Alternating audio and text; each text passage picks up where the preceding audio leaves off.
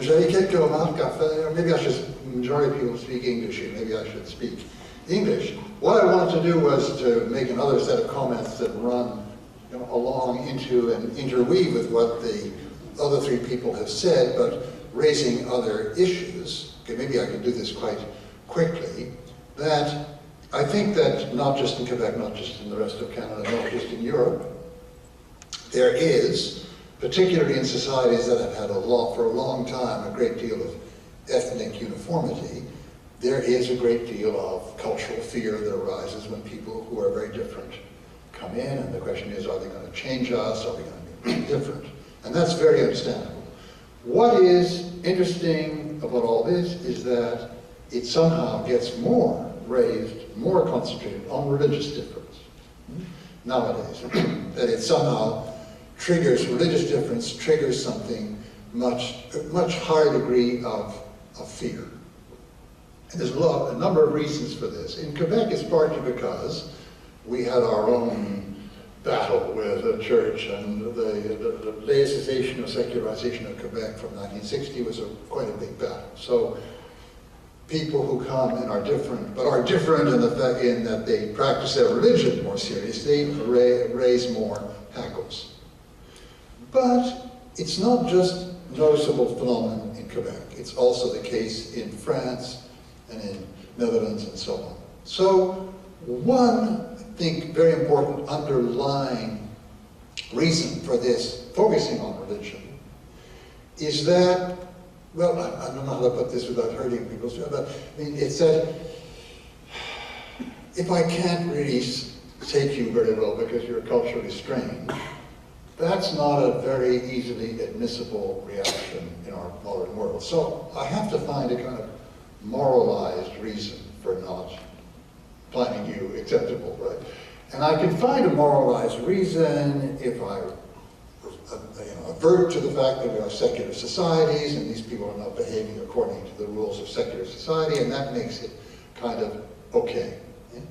So we get these, I mean, for instance, niqab wearing women, you get this slide into considering their strangeness as religious, considering their strangeness as religious extremism, and then having a reason to, a good reason, I mean, a reason that's kosher according to our system of law and ethics for objecting.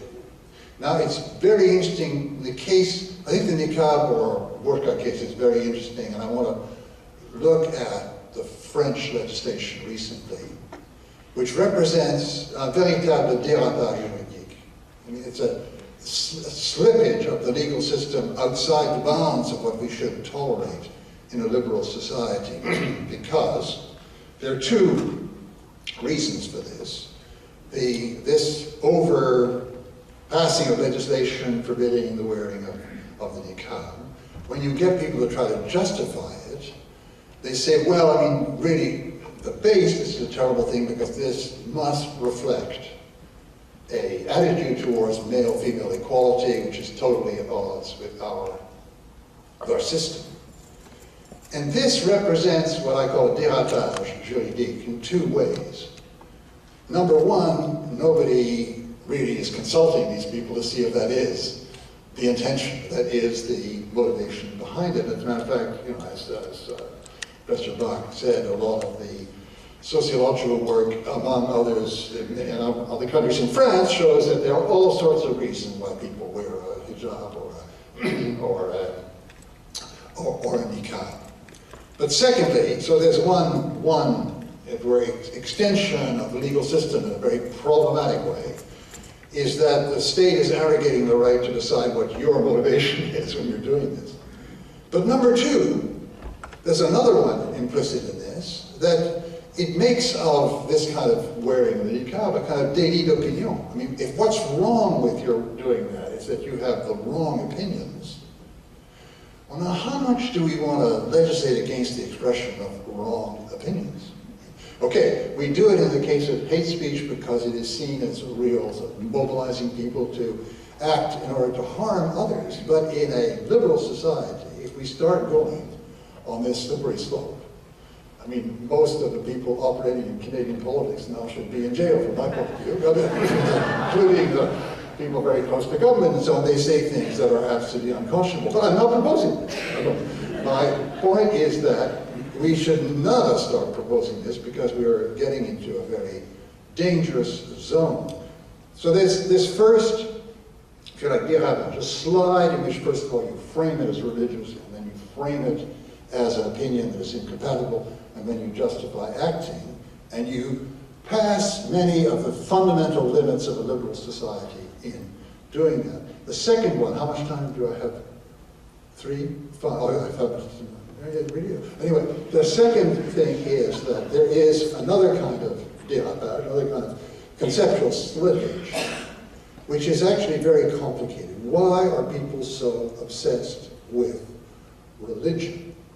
See, a lot of the things that happen in the world that we don't like, and rightly don't like the Shafia case in the honor killing, like female genital mutilation and so on, are these religious practices?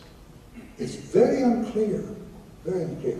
It's what we have in these kind of situations is practices that have very deep cultural roots in certain societies, that have cultural roots in societies that some of which have become Christian, some of which have become Muslim, some of which have not become either, that are condemned by the official spokespeople for, let's say, Christianity and Islam. But, this is the important thing, that are very often seen by the people in those communities as a seamless part of a way of life, which they also think of as their religious way of life. But, so there is a very interesting area here, very muddy area here. Why in this muddy area do we insist on people talk about these as religious? Well, because this kind of, as it were, certain sense of strangeness and not quite belonging here can be attached to a religion if you see that religion as what is behind these practices. And then you see other less objectionable practices as part of continuity with that because of these extreme practices. So once again, you have a very strange intellectual slippage in which, from the point of view of a historian, sociologist, or anyone who just thinks about this in a calmer mood, is something that's not simple like that at all. I mean, to say this is religious as against cultural is just very, very problematic remark to make about these kind of practices. But coding them that way is one of the, let's put it this way, coding it that way is one of the obstacles in our becoming a multicultural or intercultural society where we really can deal with each other, because it's creating mental barriers, these particular interpretive moves. The problem is religious, and the religion includes a lot of things that almost everybody agrees are terrible and so on. These are creating deep difficulties for us. So, but it's not going to be easy to get over this. Okay, very quickly, if I have a few seconds, what's the difference between multiculturalism and interculturalism? Well, in Quebec, there is a mythology in the nationalist movement that multiculturalism was foisted on us by Trudeau in order to make it impossible for people to integrate. The actual difference between these two policies on the ground, the concrete policies involved under them, is very, very small. However, they do differ on another level entirely, which is the level of the story you tell. You want to tell of where you've come from and where you're going as you're trying to be a proper multicultural or intercultural society. Number one story, the multicultural story in Canada, is that we used to have hegemonic, ethnic, historical identity, British Isles and so on, for being a normative English Canadian. And now we've just set that aside and we don't have anything in that place. You can't, it doesn't make sense to tell that story in Quebec. 75% of the population comes from the original settlers from France and so on. It doesn't really make sense. You need another story. And the story is acting in continuity with this Francophone society, with its roots, we are diversifying it. We're bringing in people who will become, for their public life anyway, Francophone like everyone else, and the society itself will gradually evolve. Now, that's the story that you can tell and the story which makes sense of our history. But you can see that it does strike the chord. I mean, it's much easier to make people understand than multiculturalism, brutally as it were, setting aside this central identity. But it does touch on people's fears that they are going to change us. That's the fear. And you have to somehow get over that. I think this is where we in Quebec are a little bit in a situation, the Dutch and the Belgians and the French and so on. But that is the big difference between the two, and it's very small in concrete policies and very big where it really counts, which is the story we tell each other of what we're doing. Okay.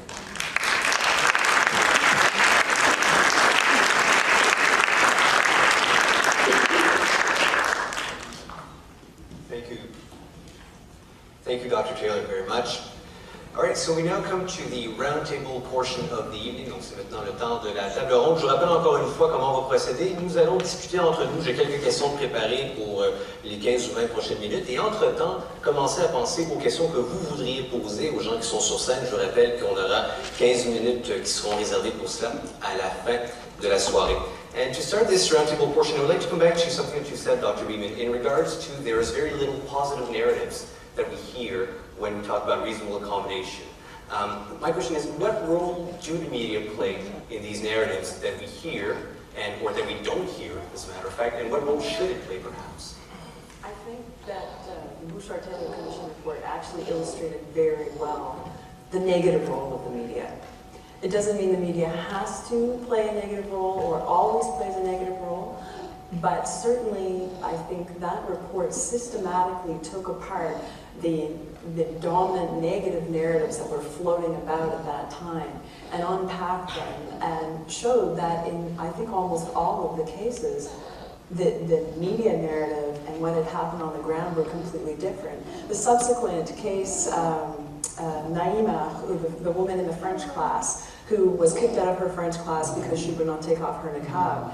That was another story that got really twisted and turned around in the media, and there was some unpacking of that story in the media. So what is the role of the media? It can be both positive or negative. I think the Bouchard-Taylor Commission report demonstrated very well the negative role of the media. The positive role of the media can be to inform, to insist on a more nuanced debate rather than sound bites. The media doesn't always play that role, but it could.